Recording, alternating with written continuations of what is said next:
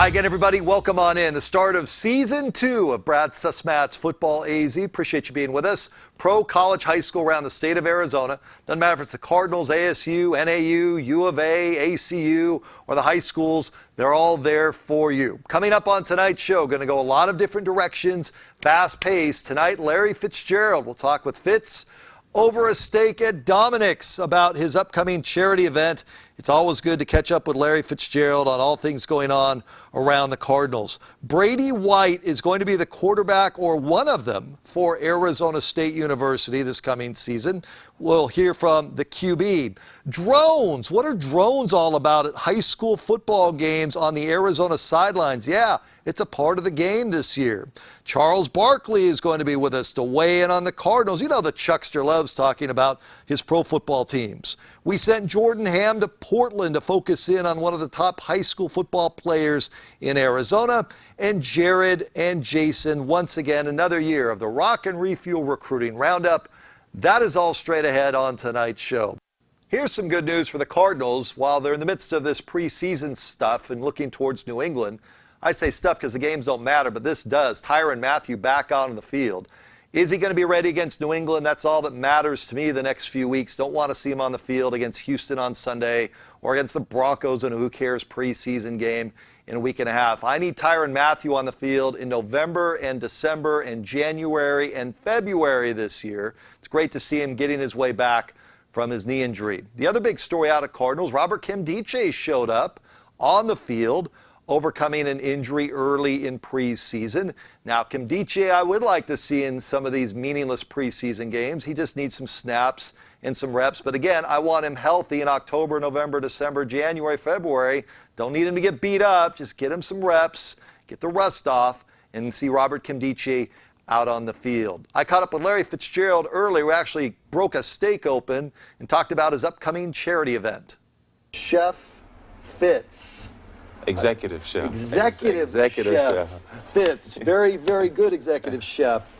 What do you have on the menu for your big charity event? Well, you don't come to Dominic's without getting a steak, first of all. Yeah. That is the bread and butter. But everything they do here is good. I mean, if you want salmon, if you want crab legs, crab cakes, I mean, whatever you fancy. You don't like talking about yourself. Through the years and visiting with you, that's not your thing. So I'm going to turn it around this way.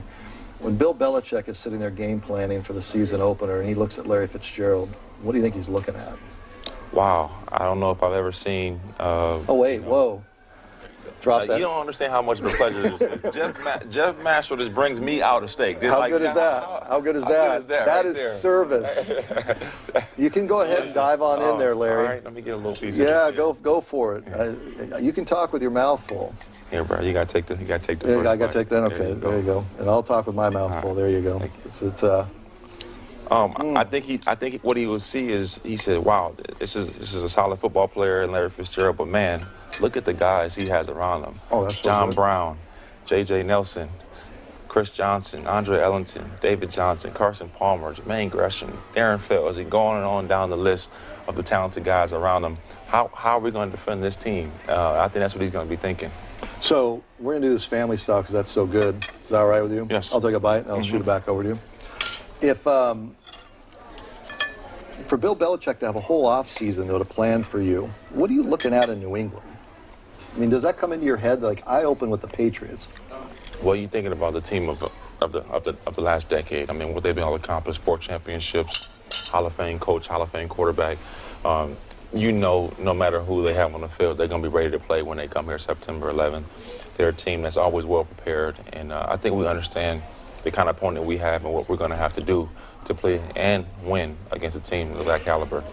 So I sit next to your father at the games. For whatever reason, through the years, your dad sits right next to me. And it's fun because, first of all, he knows everything about every other NFL team, and he sits there and says stuff to the TV. When you're playing, there are times where he gets pretty animated, and I'm curious, when games are over, it's either get Larry the ball, or Larry was open, or Larry should have done this. Does he have those same conversations with you? No. Honestly, we very rarely ever talk about football because I don't see him until I get home.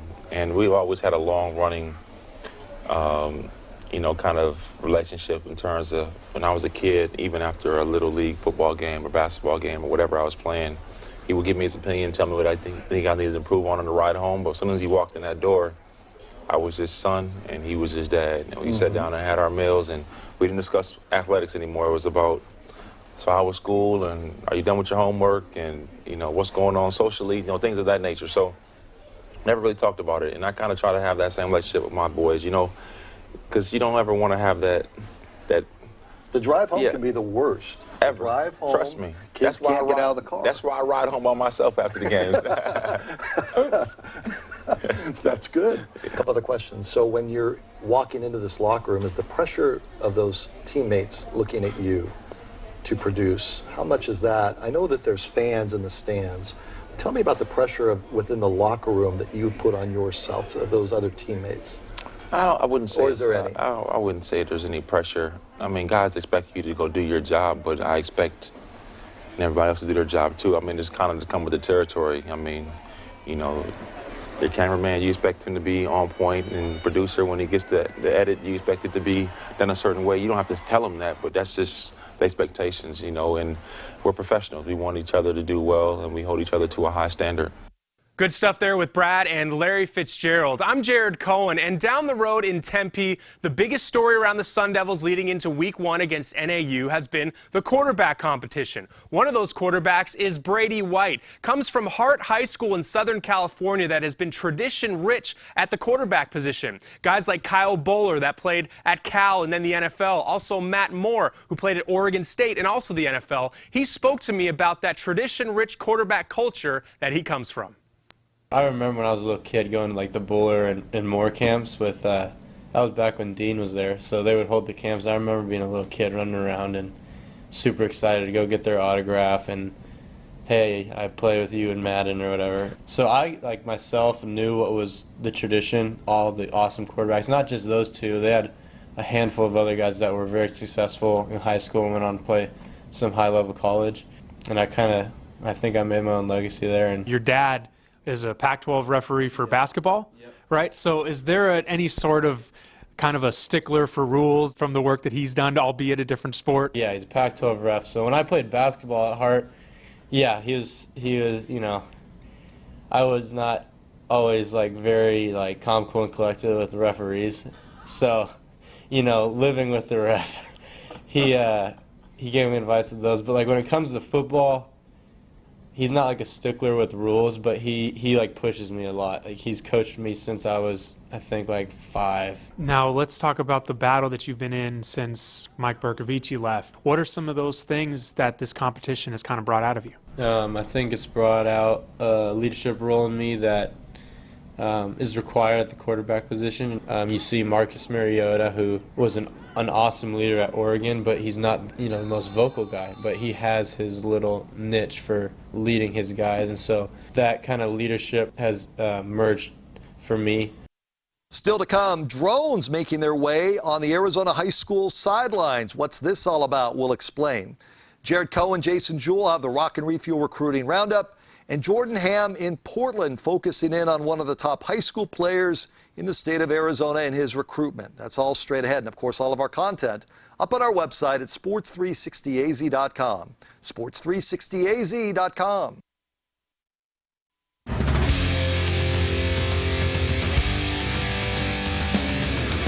Our Hyundai highlight of the week. We take you out to Perry High School on the high school platform tonight. Kenny Foltz, first offensive play for the Pumas in overtime, into the end zone, touchdown, Perry, and they go absolutely bananas at Perry High School. This is what makes Friday Night Football so great. Perry High School's Kenny Foltz, our Hyundai highlight of the week. Great stuff there.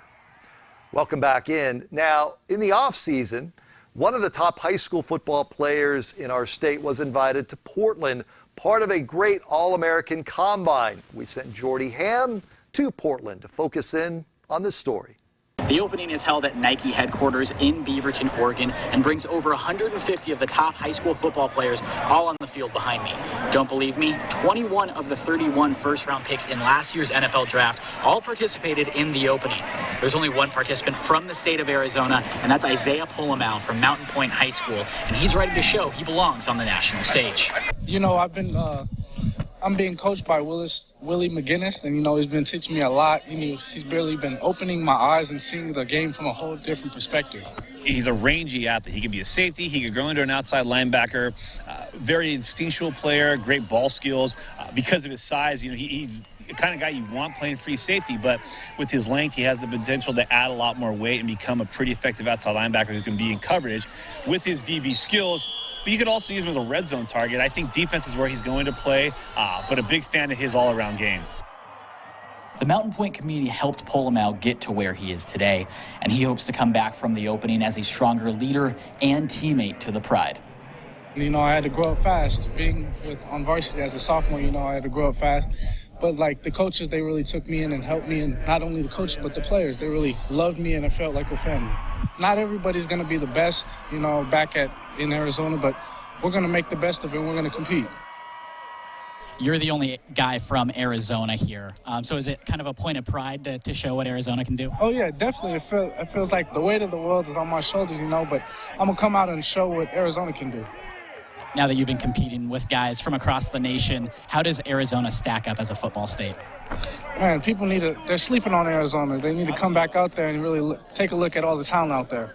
How about this great moment over at South Mountain High School? South Mountain getting ready for the season, and they find out from their new coaches it's gear, and it's lots of gear. This is a school that doesn't get a whole lot of gear, if ever, given to them, and look at the reaction in these kids' faces. How awesome is this over at South Mountain High School? Nice job there, and for those young men, that's terrific for their season ahead. Drones, who would have thought? I mean, I see drone racing going on as one of the big sports that's zooming ahead, pardon the pun.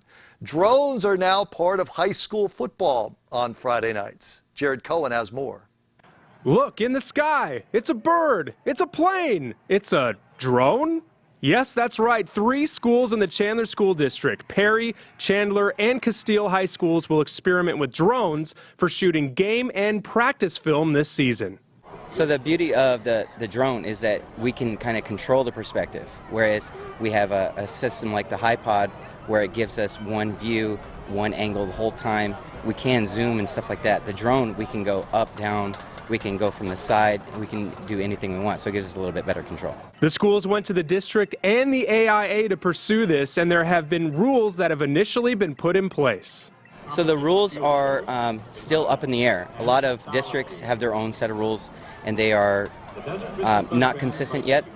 So one of the AIA rules that we have now is that we can't have it on the playing surface. So we have to film it from behind the playing surface, and what we're doing to be safe is staying it off the grass onto the track. For a high school coach, it's new, innovative, and also a lot of fun. I think it's going to be huge for practice. You know, now we don't have to have scaffolding. We can move our filming around. I think it's going to be bigger impact on practicing. Someone can sit over in a shade tree and film from a lawn chair, you know. So it's pretty neat, and I sure like playing with it when I get an opportunity to. Up next, our Rock and Refuel recruiting roundup, the latest recruiting news around the state of Arizona on the high school and college front. Plus, I spoke with Charles Barkley about the Cardinals this coming season. Of course, the Chuckster had to weigh in. We'll have that around the corner as well. Of course, all of our content up on our website. You can check it out. Sports360az.com. Sports360az.com.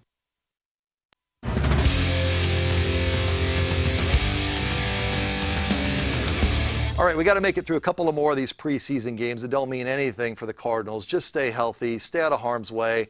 That's it. August football is just dreadful to watch on the pro front. We know what they're all about. Get them ready for New England here in a couple of weeks and Jimmy Garoppolo. I'm not going to sit here and hype stuff that doesn't count. These games don't count. Let's just cut it all out and move on.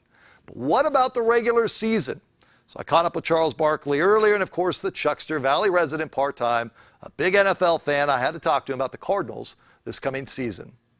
Well, talking to my NFL friends, and I saw a lot of them in Lake Tahoe about a month ago. Right. They really high on the Cardinals.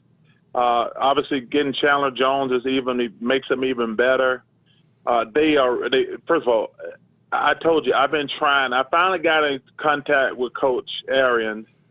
I've been trying to meet him for the last year. I didn't want to bother him. We finally made contact. I can't wait to move back to Arizona to get together with him for dinner because, man, just talking to Fitz about him and other players, they love that dude. And I've never heard anything but great things about Coach.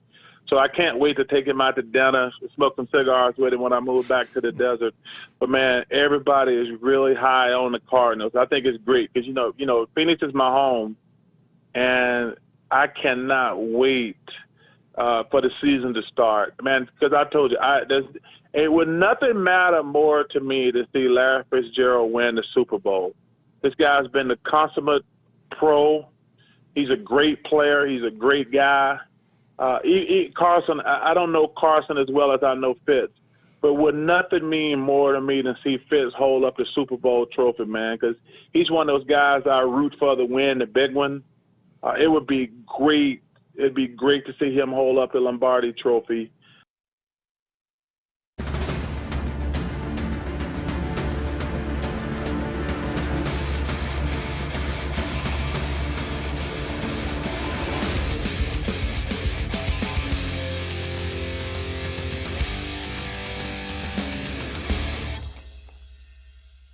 It's the Rock and Refuel Recruiting Roundup on Sports360AZ.com. Jason Jewell, I'm Jared Cohen. No real recruiting news this week, so let's dive into what we saw in Week 0, starting with our Player of the Week from last week. How about Westview running back Tyler Vasco? Last season, he rushed for 2,000 yards. He just picked up where he left off last year, rushed for 314 yards, yards against Basha High School, had another 49 yards receiving, and totaled 4 touchdowns in the big win for the Knights. Yeah, I was over at Basha for the first half, watched Vasco and company, and he looked fantastic. We're going to talk about breakout players from what we saw Week 1. You know, you always see someone that you don't expect right when the season gets going, now that roles are defined. I'm going to get started and staying in that Westview Basha game. I watched Ryan Martinez, their quarterback, with Vasco in the backfield. We know Westview likes to run the football, Jason, but I was really impressed with Martinez with his decision-making, his views of the outside on the decisions he needed to make, and the little read option they'd run at times.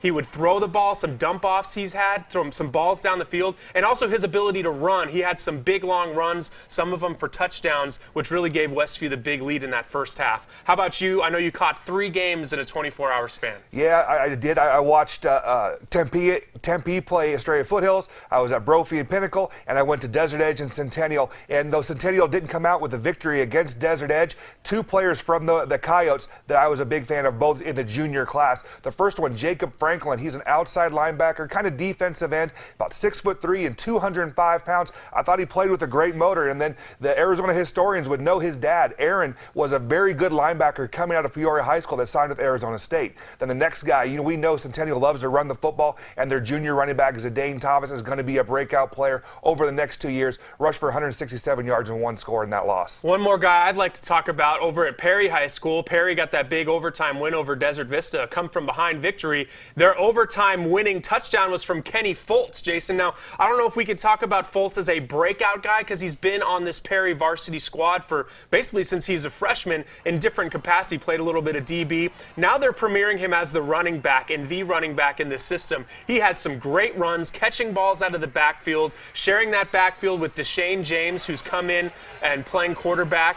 And they're really a dynamic duo back there, but Foltz was shifty, he was fast and quick, and made some big-time plays for the Perry Pumas, who are off to a 1-0 start.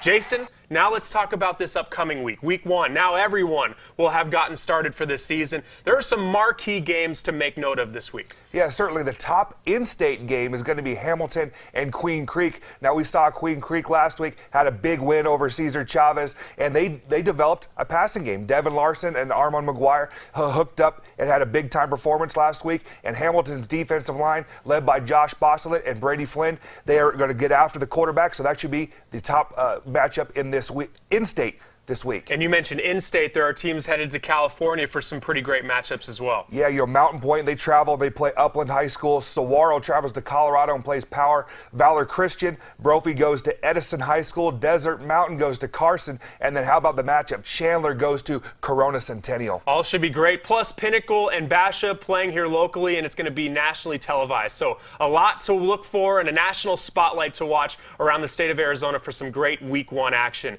Until next time, Jason Jewell, Jared Cohen, this has been the Rockin' Refuel Recruiting Roundup. And that's our show for this week. Head on out Friday night to a high school game. Saturday, the college season about to get started. And, of course, Sunday, the Cardinals will play the Texans in preseason football. Before you know it, the games will really matter on the Cardinals end of things. Of course, all of our content up on our website at sports360az.com. sports360az.com.